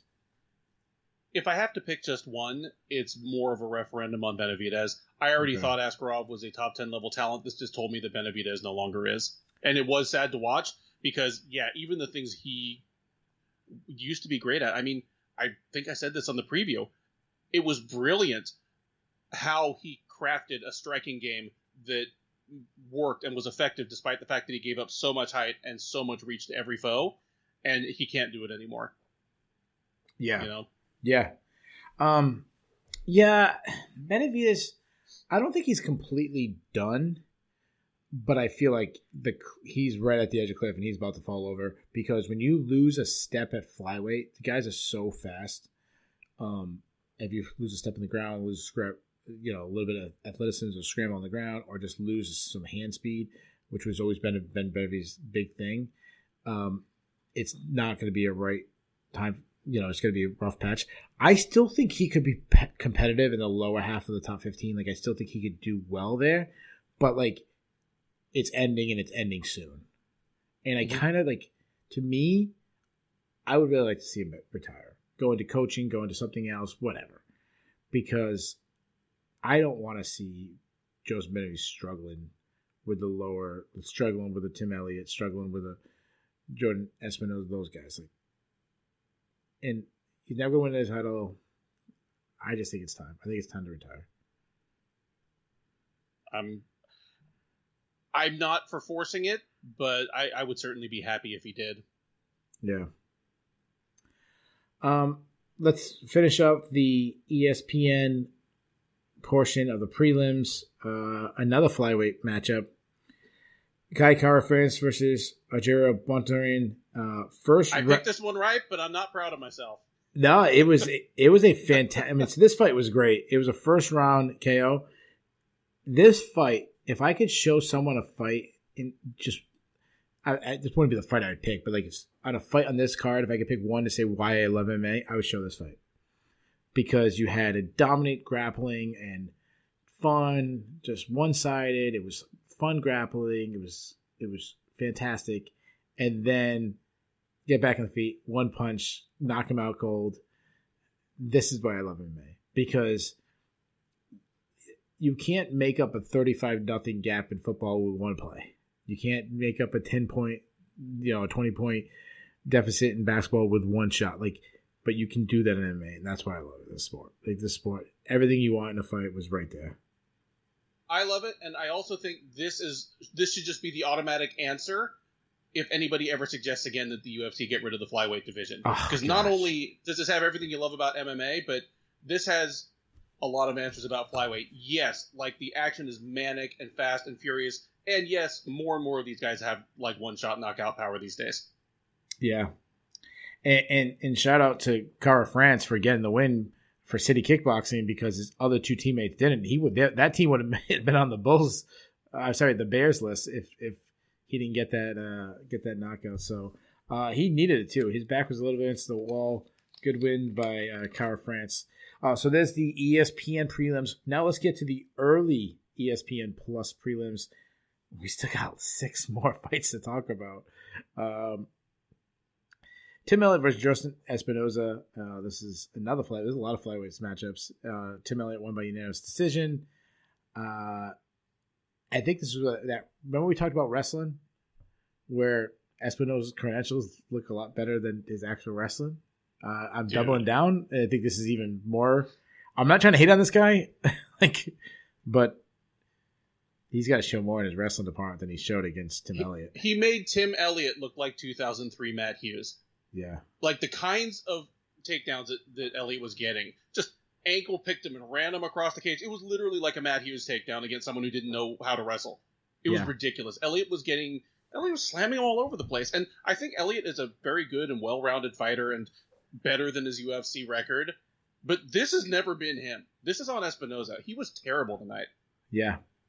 Yeah, so some things that I think Elliott did get was pressure. It's always been the pressure. Like, Espinoza had no answer to the pressure. Like, he was getting forced to back up. That's what Tim Elliott wants you to do when you're pressured. The way to beat Tim Elliott, you have to hold your ground. You can't back up. You can't hold your ground against the cage. And that's what happened. And the other thing is, he kept throwing these kicks, and Elliott would either, like, catch it and take, like, shoot, follow in the shot, or, like, just block it and then follow it and just bull rush you over. And I'm like, dude, when are you going to stop throwing those kicks? Not a good showing. There was a little bit of, like, I don't know what happened. They were like trash talking. Did you get any of it? I did. I got the whole story if you want to hear it. Okay. Towards the end of the second round, Elliott was on top of Espinoza, like, just, I don't think he was him out, but he was on him and just grinding on him. Yeah. And doing Tim Elliott stuff. And starts yelling at him and calls him a woman beater and how do you like that? And a lot of it is getting beeped out, but a lot of it's getting through. And everyone that I knew, like both online and in the Sure Dog Slack, was like, what's this? We've never heard of this. Turns out a woman made a very lengthy and detailed accusation against him that ended up getting against Espinoza against Espinoza that ended up getting reposted in the Sure Dog forums like within the last day or so. Really? It was news to me. I didn't know it either. Which is why you should always be checking the Sure Dog forums. Check the Sure Dog forums. That's your first source for news that may or may not be news. I have nothing to say about that. Other than if there's something that needs to happen legally, let the legal process play out. It's not like if he did the things of which he's accused, I would want his punishment to be to lose to Tim Elliott. No. I would like him to go through the actual legal system. And I apologize. My dog was just barking. I thought I muted my mic, and I held it too long. I think I unmuted it, and you heard me yelling at my dog to stop barking. I apologize. That's what happens when you go live. I apologize. I had a house full of people. I didn't really hear it. It got bleeped out, but whatever. Before that, and by no means am I trying to prosecute someone in Sure Dog forums, so innocent to proven guilty kind of thing. Before that, what a crazy fight between Kennedy Njoku, and I apologize if I'm saying his name wrong, versus Kellis Olberg. It is your fight of the night, by the way. Oh, this was your fight of the night. Which is funny because there was so many great fights. I think about Cruz Kenny, Yadong versus Phillips was a great fight. Jan Sterling had some really good moments, but I think they got the right one. I think this probably was the best fight. I didn't know where to start. So, first of all, I just want to give Njoku credit. Ooh, pressure is a bitch. And if you've ever I recently was training someone in MMA and doing some stuff, and I was trying to explain to the person, like, the person had a very aggressive style to her, and I'm much bigger than this person, so I'm not hitting hard, I'm sparring lightly. But I was explaining to the person, like, when they were pressuring me and making me forced to back up, and I'm trying to be light, I'm not trying to hurt them. But I'm circling, I'm like, you realize how tired that makes me back up. It's an unnatural thing. And I think the commentary team kept saying that Olberg punched himself out. And I think there's some truth to that, but I think a lot of it has to do just the pressure of Njoku, that you keep, you take the power shots, you keep moving forward. And I don't think they were giving Njoku enough credit. Do you agree or disagree? I agree. It was a weird performance from Olberg, and I'm not trying to excuse it at all. I mean, this may be his high watermark. He may just, maybe all downhill from here. But I expected a lot more from him, and I felt as though he was almost playing around, like, in the first round. He normally has much better head movement than that, but, like, Njoku, like, hit him squarely a bunch of times, and it almost seemed to be like he was he was goofing off. I don't get it at all. And again, I'm not trying to excuse a loss at all. There's every chance that he loses like this, even if he's fighting to his absolute best ability. But it was a weird performance from him. Yeah, and besides the pressure of Nchukwu, I want to give him credit for his chin. I mean, Alberg landed some crazy big shots on him in the first round and was now, able to take him out. And I give Nchukwu a lot of credit to kind of like walk through that fire and make it into a war and then win it. And there was definitely a changing point, and it was like, this is gonna be bad. I actually said to one of the guys that was at my house at that time, I said, what I would say if I was Oberg's corner, like, you won the first round, and you're definitely the better striker. I would have said, move away from him and take the entire second round off. Give him the round. Give him the second round. So it's 1-1 heading in the third, and by that point, hopefully your energy bar came back up that you could have enough to win the third. But that was not the case. Nchukwu caught his chin. Really good performance by him. Before that, Jake Matthews went against Sean Brady. Sean Brady won by third round sub. This was, to me, was such a fantastic performance by Sean Brady. Incredible top control. Just a different level of BJJ. He is that black belt that just has a different feel than a lot of black belts do. And I love that he was, even though he was cruising, he had 2 rounds in the bag. He was up big in the third round. He's going to win 30-27 over, the biggest win of his career on a pay-per-view card against a good fighter in Jake Matthews. He kept looking for the finish and then found it. Like, to me, it was just a perfect, complete performance. What did you think of this fight? Same, and kind of like I said about Islam Makhachev versus Drew Dober, and you just said about him, I did love that he kept the pressure on, did not take any time off at all. And this is against a guy who's not a chump. Jake Matthews was 10-4 in the UFC coming into this. Yeah. And for what it's worth, I thought Jake Matthews fought a good fight. Well, I favored Brady heavily going into this, so it's not like I didn't think Matthews was likely to win unless he just did something completely off the charts. But he fought the best Jake Matthews fight he could. Yeah. He did not give this to Brady. He had some decent success on the feet. He tried to stay off the ground as best he could. And, yeah, Brady just ran him right over. Yeah. I agree with you. I thought Jake Matthews' stand-up early looked better than it's ever been. And that's always been kind of the knock. Like, Matthews was the wrestler, who needed to improve his stand-up. And I thought his stand-up looked really good. I thought he was winning the stand, especially in the first round. The third round, Brady had a lot of success on the feet, but that was after grinding on him for close to 10 minutes. I thought Matthew's still young. I thought it was actually like somehow his stock rose and he lost to me a little bit, like at least talent wise. Like, I don't think he's gonna be a title challenge or anything like that. But as far as Brady, really good performance. I tweeted out about his team, Renzo Gracie Philly. It's one of these small school that just keeps popping up with good fighters. Fun team. For some reason I've just really liked that team. Daniel Gracie's the head coach there. Just looks really good. Speaking of looking really good, Amanda Lemos against Livia Hanato Souza. This was the beatdown of the night. Like, if we had a category, what was the beatdown? Well, okay, maybe Amanda did this, but how about not as expected beatdown? How about that? Or maybe just the beatdown of the prelims. Amanda Lemos just ran right through Livia Hanato Souza. And it was like the same thing we talked about Megan Anderson, in my opinion. Like, she would get hit with shots, and she had that look like, oh, I wasn't ready.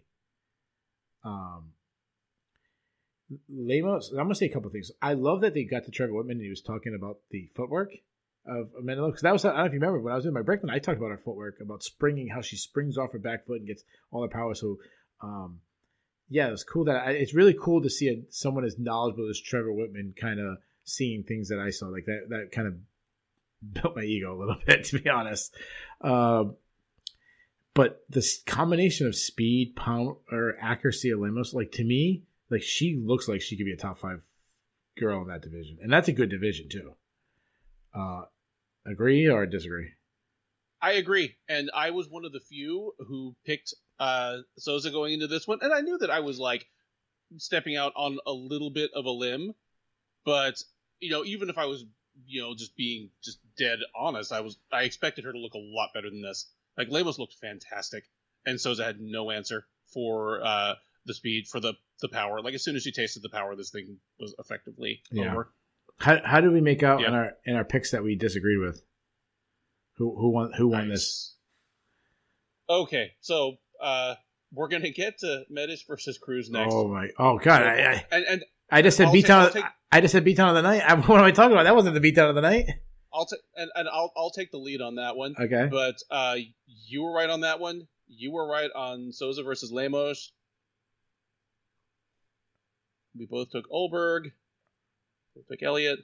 I was right on Kai Kara France versus Sojiro Bontarine, yeah. But like I say, I'm not proud of myself. No, but it was like, you got it. He was getting 10-8'd until he finished that thing. That's all right. You got the win on that one. Is that it? I think that's all the ones we. No, I picked Rockage and you picked Santos, didn't you? So 2. Yep.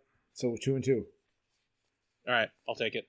All right. So I started off early, looking great, and you came on strong at the end. So yeah, we'll call it a tie. You just mentioned it. Yoros Medish versus Alan Cruz battle of the Dana White Contender Series. I got to do this first. So I just had that Lemos with the beatdown. I actually just listen. This was it's 3:10 a.m. On the East Coast. This fight was happening about 5:45 ish, give or take.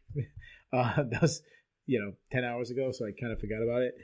This Medish won by first round murder, with a little bit of assistance from referee Mark Smith, who.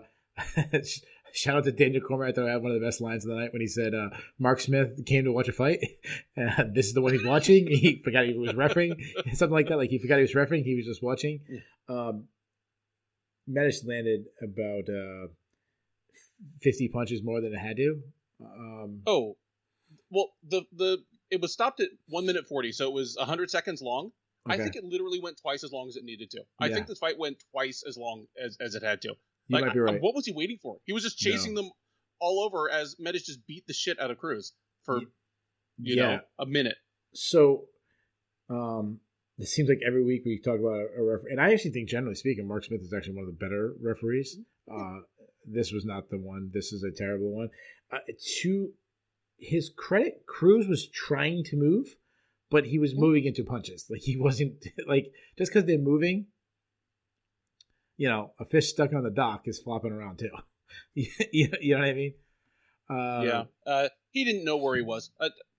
Obviously, Big John McCarthy is the one who coined the phrase in the first place, intelligently defending yourself. Yeah, he didn't know where he was. He was moving right into worse danger. Like, you just need to pull the plug on that fight. Yeah, and even when he was moving, he was keeping his forehead like pretty much on the ground, trying to protect himself. Like, he wasn't trying to find a way to get out or get offense. He was just trying to find a way to not get punched directly in the face anymore. Like, it didn't seem like he was trying to win a fight anymore. He was more just, I don't want to get punched that clean anymore. Can you please stop it? That thing, I forgot to mention this during the Aljamain Sterling controversy. I don't like how Mark Smith, to me, I think it took way too long to get the doctor in there, especially when the guys seems like they're concussed. But I also felt like the moments between the doctor and Mark Smith, and there was like big moments of like pause. We didn't know really what was going on. I felt like neither guy wanted to make the call. Like, neither guy wanted to make the call. They knew it was a disqualification coming. They knew a belt was changing hands. I don't think either guy wanted to be the bad guy to call it. Which is an even bigger problem with both of them. No, that might not have been the case. They were talking back and forth. Who knows? But to me, that's what it seemed like.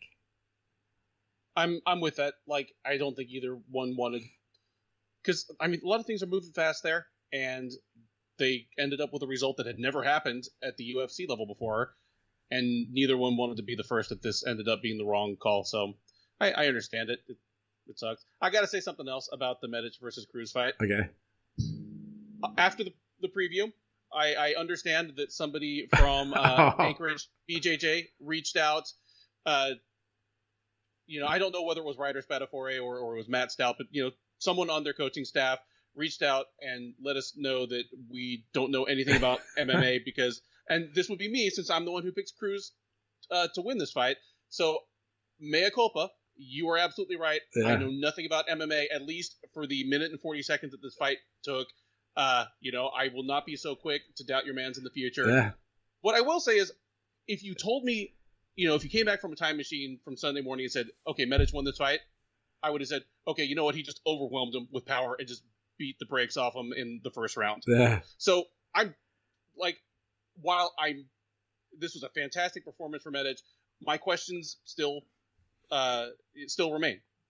I picked Cruz again. Took a little bit of a flyer just because I don't know how Medic is going to look against UFC level lightweights in 3-round fights. I don't know what his gas tank looks like. I don't know what his defensive wrestling and grappling are going to look like. So I still have the same questions about Medic going forward, but about this fight, about this opponent, I was absolutely dead wrong, and I greatly appreciate the folks from Anchorage BJJ that took the time to listen to the preview at all. Yeah, thanks, I feel the same way. I like that he messaged me, and I love that.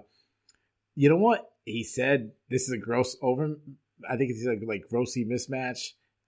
He's gonna run through him, and you know what? He talked big, and your boy backed him up. So congratulations to the whole team.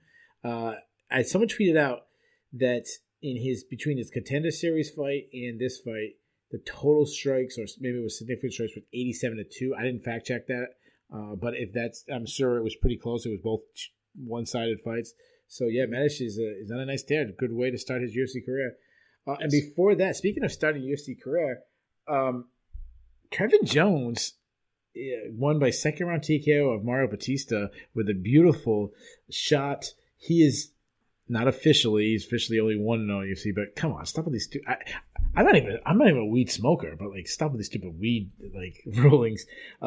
He's got 2 knockouts in an underdog role. I saw someone tweet out about his power at bantamweight could make it a problem for a lot of guys. Yeah, man, Trevin Jones, like we gotta stop putting some respect on his name. This twice he's been an underdog, and twice I thought he lost the first round, and twice he came back big in the second round. So. He's going to be the Paul Craig of punching, He's losing until he wins. Yeah, and this setup, just like this was the beginning of a great night, and to me, like a incredible prelims, especially the early prelims. So, there you guys have it. We have actually covered all 15 fights. We went through the prelims faster than we can. I'm looking at the time, about a minute. I almost said a minute. An hour and 37 minutes in. I didn't think that would be possible for us to call that. But let's get to the fun stuff, as I'm going to try my best to keep this. I think we'll make it under 2 hours. We got the Bulls and the Bears. We have the cut list, and we have our overall grade. Ben, we didn't mention, what was the bonuses? You have the bonuses in front of us? I do have the bonuses. Fight of the night, like I said, Enzuchuku versus Olberg. Your performances of the night, Medic and Kai Kara-France. Yeah. And I love that the bonuses went to undercard fighters. Yes. I mean, I'm sure Israel Adesanya or Jan Blachowicz or Amanda Nunes, could find something to do with an extra $50K, but that is life-changing money. That's right. For your Kai Kara-France's and Uros Medic's. So. Yeah, the only one that I would have beef with giving it to, I wouldn't have given it to Kai Kara-France. Well, yes, his knockout was absolutely incredible. To me, like, Medic was a pull at a post. I mean, I was only like, what did you say, 100 seconds? The pillar and post were really close together, but yes. Yeah, like there was 100 seconds. To me, Lemos had a better performance. Like, she just smoked Livia Hanato Souza. Lemos, Sean Brady. I would have been fine with Sean Brady picking up. Yeah, it's tough because it went so late. Like, they got to give it to a first round stoppage. But to me, like, I'm 100% on board with. I like when the prelim fighters get it. I also still want the person who most deserves it to get it, regardless of where they are on the card. To me, still Amanda Nunes' performance was, and like, she was obviously the huge favorite. But to me, like, I don't know, man. Like, Lemos deserves some kind of cash. But whatever. That's I don't know. Good for Kai Kara-France. Hopefully he can use it well. Maybe he needed it more. Let's do the cut list first. Okay. So the way we do the cut list, guys, is they have to be on both mine and Ben's list. We don't share a list. We throw out who we think should be cut from the UFC. We both agree on the person. They make the Shillan and Duffy show cut list, which means they should be out of the UFC. Someone should take their place. I have 2. Do you have any? I have 1. So okay, so first? Someone is making the cut. Who is? Maybe it's 2. But who is the person that you think? No, sorry, I said that wrong. I said one person could be cut. but maybe none of my guys get cut because maybe you have someone completely different than what I have. Who is the person you would cut? I would cut Jordan Espinosa. Okay. He is now 2-4 in the UFC. The two people he's beaten are two of the worst flyweights the UFC has ever had. I mean, he's 2-4 in the UFC, and the two guys he's beaten are also like 2-4 in the UFC. Sure. So I had a hard time with Jordan Espinosa because one reason he's a flyweight. Simply put, he's a flyweight. They need bodies. That said, he's lost 4 out of his last 5 fights, 2 in a row. So it's official. Jordan Espinosa has been added to the Shillan and Duffy cut list. We probably should actually keep track of that. Yeah. We just say it. We don't really keep track. Maybe we should start writing it down. The other one I had was Alan Cruz. He's 0-2 in the UFC. He looks completely overwhelmed. But you did not put him on the list, so Alan Cruz gets a third crack in the UFC, according to Mr. Benjamin Duffy. It's because I felt guilty because I must have cursed him by picking him to win. So it shouldn't be my fault that he gets cut. Yeah. Let's move on to the Bulls and the Bears. The Bulls and Bears is a stock market reference. This is when guys' stock are going up. They are a bull stock or a bull market. That's what they say in the stock market. Move over to Bears. Bears is when it's going down. You don't want to be owning a bear stock. That means you just lost a bunch of money. Let's keep it negative for the moment. We'll do Bears. Sure. Do you want to go first or you want to go second? I'll go second. You can go first. All right. My 3 Bears are number 3, the women's 145-pound division. The reason why I say that is simply put, Danielle Wolf might be the I think it's Norma Dumont, Danielle Wolf, and there's somebody else I'm forgetting that has not faced Amanda Nunes yet. But I don't think anybody currently on the roster has a win in the UFC that Amanda Nunes hasn't defeated. There were talks about on the pre-shows and the pre-media days about what could happen to the division. Dan White said that as long as Amanda Nunes want to continue fighting that, they'll continue making matchups. But it's slim pickings. Megan Anderson had it seemed like forever we've been waiting for Megan Anderson to get a title shot, going back to when she was supposed to fight Chris Cyborg for the title. Just overall, there's no new meat. There's nobody too intriguing in that division other than Amanda Nunes. So to me, the women's 145-pound division, which already stock was extremely low, fell even lower. My number 2 is Israel Adesanya. I don't think he had performance. I actually thought he won. So, and I know I'm probably in the minority, but I mean, there was a lot of people out there. But it's just that he's like the star. He was the guy that they wanted to win. He said afterwards, like, you got to take a chance to really be successful, kind of something like that. And I agree with him. So, but he also tried getting the second title and lost, and it was his first loss in his career. So I think his stock lost a little bit. I'm assuming he'll probably fall in the Shirdo pound-for-pound rankings a little bit. So, but my number 1, Thiago Santos. Thiago Santos now lost 3 fights in a row. This is a guy that won a scorecard on, against John Jones, the only guy still in history to win a judge's scorecard against John Jones. He looks very flat in his fight against Glover Teixeira. I thought he looked flat again today. I thought he was really, as you mentioned, getting up there in age, limiting his chances of winning.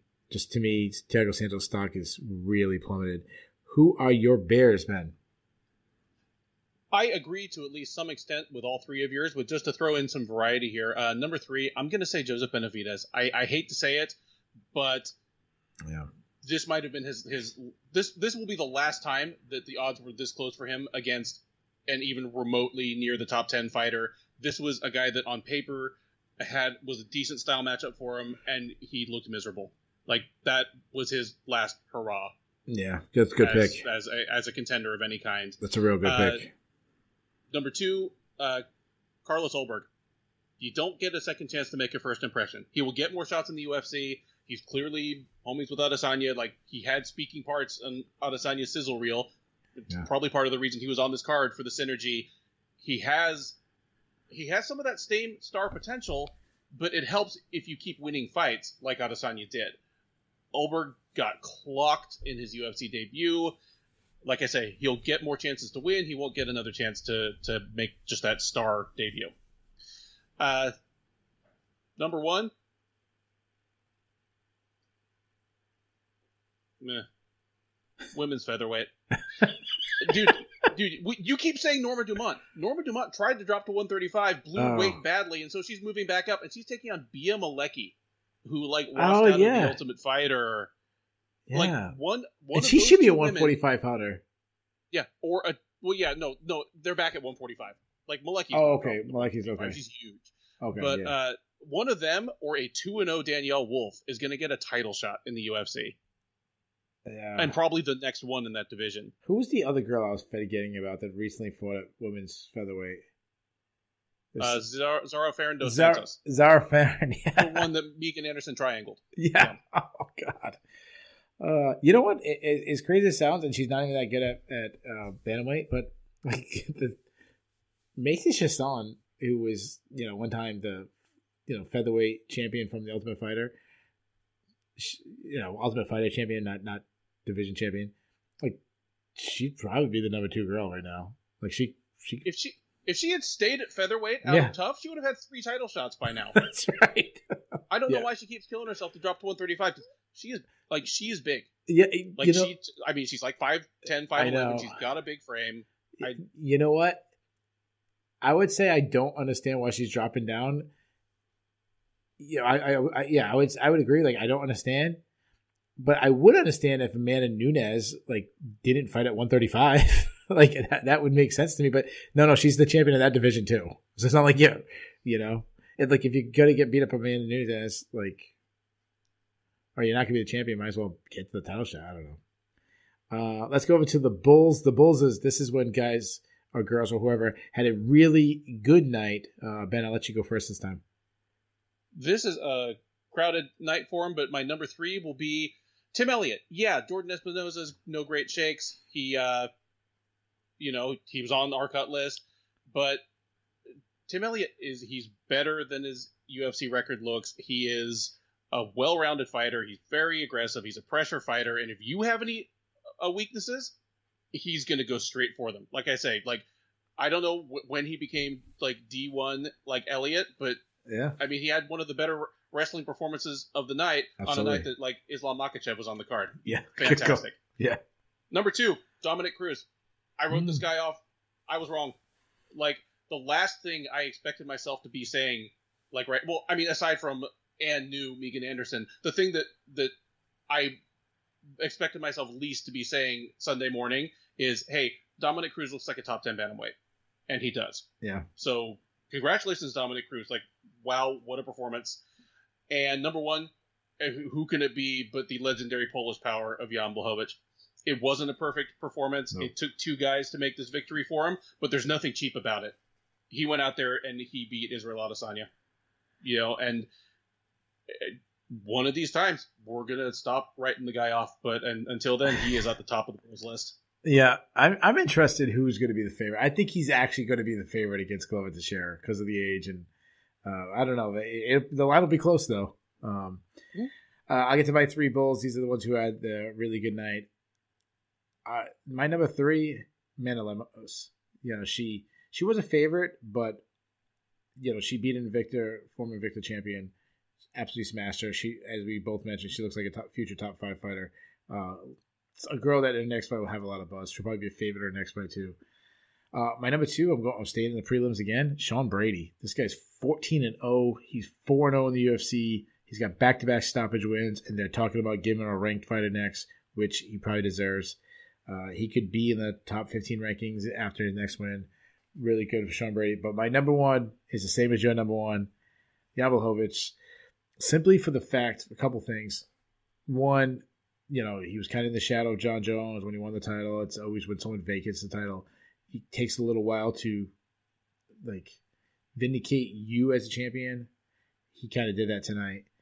Sure, Adesanya was much smaller than that, but he defended against a guy, and suddenly everyone's talking about the size difference. Well, Adesanya was a favorite. He was pretty significant favorite. But also, 20 people before him had a shot at beating Israel Adesanya, and they couldn't figure out, and he did. So John Ho was good for him. He has completely turned his career around, and he's just seems like a good dude. So I'm glad that he able to turn this around. Newly made father. So good for him. All right, last one, man. What do you grade? All 15 fights, 3 title fights. What is your overall grade of the card? Well, first, a quick shout out to Jay Petrie, who said that he is picking Jan Blachowicz in his next fight, no matter who he fights. That's it, John tending Jones. to agree. I'm going to give this card Superman. an A. The only thing that keeps it from being an A+ is that one of the title fights ended weirdly, and the other didn't quite deliver what we hoped. Yeah, so as far as a pay-per-view, if you just took the pay-per-view, I would have gave it like B-, C+. Like, it wasn't that good, but the prelims were crazy good, like A+. So just balance it all out. I'm going to go with like a B+, because I don't even hate that the title fight ended in disqualification, because I like something to talk about, something I will remember. You know what I mean? Like, I'll remember this 10 years from now, 20 years from now. There'll be someone else would be disqualified, and I'll be like, oh no, remember when Aljamain Sterling won the title? But like the main event was kind of just an okay main event. So that, to me, the main event, like, I always kind of view it like the higher up the card, you carry a little bit more weight. So that pulls it down to like a B+. So there you guys have it. We did all 15 fights, including 3 title fights, and still made it under 2 hours in what we believe is the most comprehensive recap there is. Ben, you ready to do another 15 fight card in like 3 days, breaking it down? Yes. And before we go, I have to say that Amanda Nunes is the GOAT. There you guys have it. All the people listening live in the Sherdog YouTube, thanks for joining us. We'll be back next week.